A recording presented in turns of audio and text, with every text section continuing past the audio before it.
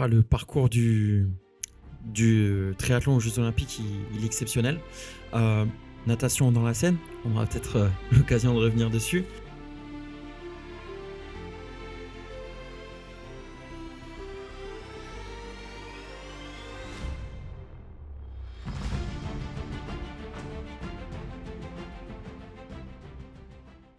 Bonjour à tous et bienvenue dans ce nouvel épisode. Très hâte de découvrir cet épisode parce qu'on va vraiment se centrer sur la course en elle-même. Fred, Pierre, là, on y est. Ça va être le jour J, bientôt. L'épreuve va commencer. Et la première chose, c'est j'aimerais comprendre un peu le parcours puisqu'il va être différent. Ils ont fait un parcours différent. Enfin, en tout cas, le parcours olympique est un parcours qui est différent de ce qu'on peut trouver ailleurs. Vous pouvez l'expliquer un petit peu ce qu'est le parcours olympique? Le parcours du triathlon aux Jeux Olympiques, il est exceptionnel. Natation dans la Seine, on aura peut-être l'occasion de revenir dessus. Les athlètes vont partir au niveau du pont Alexandre III. Il y a deux tours qui ne font pas exactement la même distance. Le premier tour est un petit peu plus long, 900 mètres, et le second tour fait 600 mètres. Donc on va arriver sur une distance totale de 1500 mètres. En gros, ils partent pont Alexandre III, on va tout droit. Ils vont faire demi-tour un petit peu après le pont des Invalides et ils reviennent. Il y a une petite sortie d'eau qu'on appelle à l'australienne. Ils vont sortir, repasser sur le ponton et replonger pour le deuxième tour. Ensuite, l'aire de transition, elle est magnifique. Elle est sur le pont Alexandre III. Donc derrière, on a les Invalides. Ensuite, les athlètes partent entre le Petit Palais et le Grand Palais. Ils vont bifurquer à gauche. Ils vont remonter l'avenue des Champs-Élysées. Ils font un demi-tour tout en haut des Champs-Élysées, ils redescendent, ils vont tourner sur leur droite, avenue Montaigne. Ensuite, ils vont repasser sur le pont des Invalides. Donc, quand les spectateurs qui auront la chance d'être sur le pont Alexandre III, on va voir le passage sur le pont d'après en vélo. Ensuite, les athlètes, ils vont revenir le long du quai d'Orsay, ils vont passer devant l'Assemblée nationale et ensuite, ils vont revenir le long de la Seine. Le parcours, il est vraiment atypique. il est incroyable. Quand on était au test event l'année dernière, on a plusieurs athlètes pros qui nous ont dit le parcours est extraordinaire. Et pendant la course, ils sont retrouvés à être ébahis, à être pas en mode touriste, mais à regarder ce qui se passait autour. Et ils m'ont dit, j'ai dû me reconcentrer, me dire attention, regarde la roue devant et tout. T'es là pour te qualifier au jeu. Ouais, là pour rigoler. Pour le tourisme. On en parlait juste avant, d'ailleurs, dans l'épisode précédent sur la sélection. Et d'ailleurs, donc c'était une étape. Fred, est-ce que tu peux nous parler un peu des distances pour la pratique de natation, ensuite le vélo et ensuite la course à pied? Ouais, alors en triathlon, on va dire qu'il y a deux grandes familles, si j'essaye de schématiser. La partie courte distance, la partie longue distance. Aux Jeux Olympiques, c'est la distance olympique. Donc, comme le précisait Pierre, c'est 1,5 km de natation. Sur le fameux parcours vélo, ils vont faire 8 boucles pour un total de 40 km de vélo. Et enfin, ils termineront par la course à pied, 4 boucles de 2,5 km. Le parcours à pied, il reprend en coupant certains passages, mais ils vont repasser un petit peu sur le parcours vélo. Ils vont juste avoir des petits endroits où ils vont couper le parcours. Mais il y aura 4 tours à pied de 2,5 km pour un total de 10 bornes. Et donc ça, c'est vraiment, nous, la distance olympique, ça va être celle-là. Ok. Maintenant... Environ, peut-être pour le préciser, un petit peu moins de 2 heures d'effort, entre 1h50 et 1h55. 1h55 d'effort. 1h45. Ça va. Toi, tu donnes 1h45 oui. Le record? En fait, il n'y a pas de... Alors, non, le record, ça va être sur l'épreuve de... Enfin, la médaille d'or, on va dire. On compare jamais un chrono d'un triathlon à l'autre parce que ça dépend des conditions météorologiques. Oui, tu peux pas, ça peut dépendre du dénivelé de la course. Et surtout, ça peut dépendre en fait du déroulé de la course. On peut avoir des courses où ça va aller très très vite en vélo, d'autres courses où ça va être des stratégies un peu plus attentistes et avec des vitesses sur le vélo qui sont bien moindres. Là, c'est vrai qu'on peut s'attendre à une course plutôt rapide, plutôt mouvementé. Un peu à l'abri du vent, assez plat. Ouais, mais en réalité, c'est pas si plat que ça. En fait, il y a quand même pas mal de petits faux plats. On a quelques passages sur des pavés. Il y a un demi-tour et de mémoire, il y a 7 virages à 90. C'est pas un parcours ultra technique, mais c'est loin d'être un parcours facile. J'ai une question que tout le monde se pose. Est-ce qu'il va y avoir une épreuve, on en avait parlé donc sur un podcast précédent, mais est-ce qu'il va y avoir donc cette fameuse épreuve dans la Seine, cette première épreuve dans l'eau? C'est vrai que c'est le gros sujet du moment. Je crois qu'il n'y a pas un jour qui passe sans article sur la natation dans la Plus Seine. ça approche, plus on en parle. Plus ça approche, plus on en parle.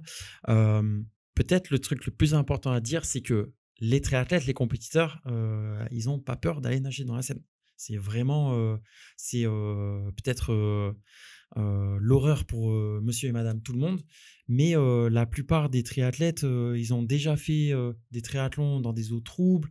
Et on peut quand même rappeler qu'il y a le triathlon de Paris qui a lieu chaque année, hormis cette année. Voilà, donc on nage quand même dans des endroits qui sont toujours un petit peu spéciaux. Les triathlètes qui viennent sur les JO, ils n'ont pas peur. Après, je doute, il y a un créneau qui est réservé au repérage en amont du triathlon. Je doute que les triathlètes aillent faire les repérages. Mais voilà, je pense que, en tout cas, D'ailleurs, ce repérage, on en parlera dans l'épisode suivant pour faire un peu la promotion de l'épisode suivant. Exactement. Et on va en parler un peu plus en détail. À quoi servent les repérages? Donc voilà, je pense que le COJO, donc le Comité d'organisation des Jeux Olympiques, la ville de Paris, enfin tous les services de l'État français travaillent pour que la course ait lieu dans les meilleures conditions sanitaires pour les athlètes. Après, vas-y Fred. je coupe. Vas-y. Mais pour rappel, il y a eu le test event l'année dernière. Sur le test event, la course individuelle hommes et femmes, ils ont pu nager dans la Seine. Sur le paratriathlon et sur le relais, la natation a été interdite et ils ont dû transformer ça sur un autre format, donc sur un format duathlon, donc course à pied, vélo, course à pied. Après, là, sur des Jeux Olympiques, on parle bien des Jeux Olympiques de triathlon. Il n'y a pas de duathlon inscrit aux Jeux Olympiques. Donc, c'est impossible. L'enjeu financier, il y a eu ça se coûte en milliards, je crois, l'assainissement de la Seine. Il y a eu des fondations qui ont été faites pour séparer les pluies fluviales et les égouts. Donc là, il y a pas l'enjeu il est politique si ça ne se fait pas. Est-ce que vous avez des tuyaux, des trucs? Il y a des choses que vous savez sur justement cette fameuse épreuve dans la Seine? Nous, en tout cas, 0D, on va être partenaire en fait de la partie natation. On en discutera plus longuement, mais on va faire les bonnets de bain pour les athlètes pour Paris 2024. Nous, l'adresse de livraison qu'on a, c'est le pont Alexandre III. C'est le pont Alexandre III. Hein. On n'est pas au courant d'un éventuel plan d'eau où il pourrait, je sais pas, faire un triathlon ailleurs, etc. Là, éventuellement, je pense que si les relevés sur la qualité de l'eau n'étaient pas bonnes, ce qu'ils ont annoncé comme solution, c'est en fait de reporter au lendemain et d'essayer d'avancer, de reculer comme ça les différentes dates. Mais à notre connaissance, il n'y a pas de plan B. Et l'idée, c'est de faire un triathlon, puisque là, on parle bien des Jeux Olympiques de triathlon. Et en plus, là, on va être un petit peu chauvin, mais nos athlètes français sont exceptionnels dans l'eau. Il faut qu'il y ait la natation, parce que je pense qu'on va assister à une course où on pourrait avoir les athlètes qui sortent de l'eau de façon très égrenée, un début de vélo très agressif, une petite cassure, et d'essayer de voir un groupe qui va partir peut-être en essayant d'évincer Alex Yee, qui est peut-être moins bon nageur que les autres, mais qui semble Je à pense ce que jour être le meilleur athlète en course à pied. tu t'avances pas mal, donc je vais demander aux deux frères de faire un pronostic sur les médailles françaises. Les médailles françaises, moi je vais me risquer. Je pense que le triathlon français va ramener 3 médailles. Une chez les hommes, Mhm. j'ai envie de dire au moins une chez les femmes. Et en le relais ils sont tellement forts. Je vois pas comment il n'y aurait pas de médaille sur le relais.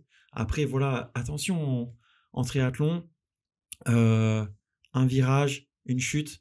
On a vu Dorian Coninx qui a chuté justement il y a 6 semaines, qui s'est cassé le coude et le poignet, je crois. Donc ça peut aller vite, un accident en triathlon, notamment sur la partie vélo. Mais ouais, moi, je sais pas ce que tu en penses, mais 3 médailles françaises, c'est pas du rêve, hein.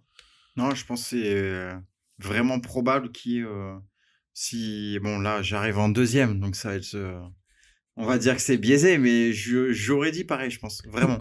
Vous serez où le jour de l'épreuve? Sur le pont Alexandre III? J'espère qu'on sera sur le pont Alexandre III. Ouais, ça va le faire. Ça serait ouf. La Ouais. photo. Bon, on va pas mettre la charrue avant les bœufs, mais cette photo des deux frères avec le 0D Oui, et après il y a médaille française. on espère qu'il y aura des médailles pour l'équipe de France. Après, on l'a dit un peu tout à l'heure, hein, même si on est français et qu'on veut voir nos Français, nos Bleus briller, nous, on est partenaire de 20 nations. Donc, je pense que on aura de toute façon des belles photos, Ouais. que ce soit avec Surtout les que Français ou avec d'autres nations. Franchement, je pense que nos tenues feront. Moi, je mise au moins sur 6 médailles. Mais surtout que c'est la première Olympiade que vous allez faire, que vous allez voir. Oui, ouais. Moi, ça a Vous- été. Moi, c'était mon rêve. Vous Quand n'êtes j'étais jamais gosse, déplacé. Non, Moi, non. on n'a pas eu Si, l'occasion de en se. Barcelone 92, non, mais j'étais trop petit. Ouais, moi. t'as abusé là. Bah, on me Moi, demande. à Ouais. cette époque-là, moi, je faisais du judo. Ouais. Et notre maman m'avait emmené voir le judo. Donc voilà, ouais, ça va être fou d'être là pour un moment d'histoire, quoi. La consécration, et surtout qu'il faut dire que c'est des billets, enfin en tout cas les spectateurs, il n'y a pas de billetterie sur cette épreuve. C'est accès. Si, alors, il y a eu des places pour le triathlon qui ont été mis en vente, je crois, un peu dès le début, en fait. Pour rappel, il y a eu un système de loterie. J'avais participé. Donc, il y a eu plein de loteries, de tirages au sort pour être parmi les premiers, pour acheter des packs. Ensuite, c'était pour acheter que des billets, etc. Mais au final, le triathlon est devenu sold out vraiment très rapidement. Il y avait 2 catégories de places, des catégories A, des catégories B. Et au final, ça va être sur le pont Alexandre III, donc ils vont monter des tribunes, etc. Mais voilà, c'est pas un stade de foot où il y a 60 000 places. Donc au final, c'est parti vraiment rapidement les places pour aller voir le triathlon. Après, le triathlon, c'est aussi une des rares disciplines où on peut voir la course de manière gratuite. C'est-à-dire que oui, il y a des tribunes, mais tout le long des 7 km du parcours vélo, on peut venir s'installer le long de la course, voir les athlètes passer. Et il y a peu de disciplines comme ça, puisque je crois qu'il y a le VTT, cross-country, où c'est pareil, où en fait, il y a des systèmes Marathon, de je crois, il tribunes, me semble mais aussi. on peut voir le marathon également. Donc au final, ça reste un des rares sports où, même si on n'a pas son ticket, on pourra quand même profiter du spectacle sur Paris. Pierre, j'ai entendu dire qu'il y avait une température de l'eau par rapport aux trifonctions, donc les tenues qu'on a parlé juste avant, et la combinaison néoprène. Alors, quand on est un athlète élite, la combinaison néoprène, elle est interdite quand l'eau est au-dessus de 20 degrés. Et quand l'eau, elle est en dessous de 20 degrés, on peut mettre une combinaison néoprène. Donc, en gros, pour ceux qui ne connaissent pas le triathlon, c'est comme une combi de surf qu'on va mettre que pour la partie natation. Donc, on fait la partie natation avec, et quand on sort de l'eau, on enlève la combinaison néoprène. Et sous la combinaison néoprène, en fait, on a la trifonction, la tri-suit. Et en fait, ce qui différencie aussi les professionnels des amateurs, c'est que cette limite de température, elle est différente. Pour les athlètes amateurs, cette limite, elle est à 24 degrés. En dessous de 24 degrés, on est amateur, on peut mettre la combinaison néoprène. Et quand c'est au-dessus de 24, elle est interdite. La conséquence de ça, c'est que la plupart des courses des athlètes élites s'effectuent sans combinaison néoprène. En plus, il y a un autre truc, c'est que la combinaison néoprène, elle a tendance à niveler le niveau et à réduire les écarts de niveau entre les meilleurs nageurs et les moins bons nageurs. Donc, on va dire que c'est un petit peu dans l'intérêt du spectacle qu'il n'y ait pas de combinaison néoprène. Ça permet en outre de mieux reconnaître quand même les athlètes, même s'ils auront des bonnets de couleur et des numéros, et ça, on en parlera dans le prochain épisode.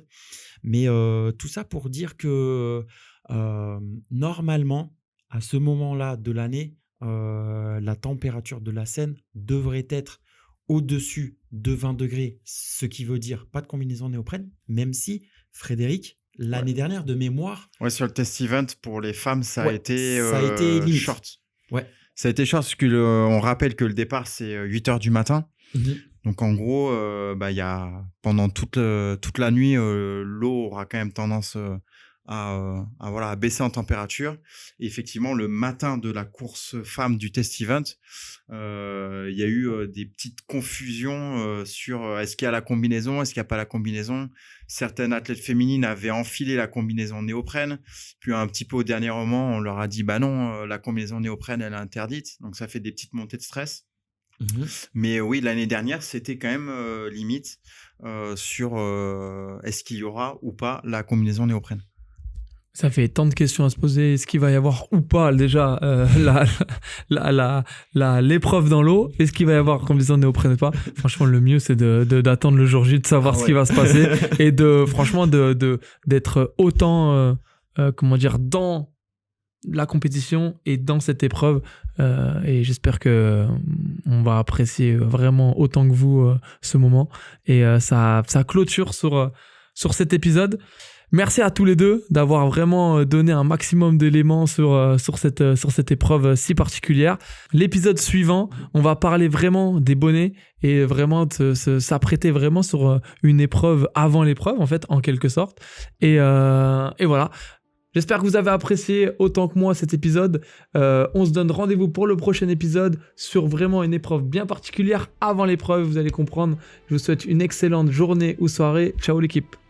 Nous, on a un contrat avec le COJO, il fait 76 pages. Ouais. On a 76 pages de contrat pour mettre tout au carré entre l'organisation et nous. Donc il y a quand même une forme de pression d'être sous les caméras du monde entier. Les yeux du monde seront rivés sur le triathlon. Il y aura nos produits, donc nous on veut que tout soit parfait. Donc c'est pour ça que le COJO prévoit 2 bonnets par personne. Ils ont aussi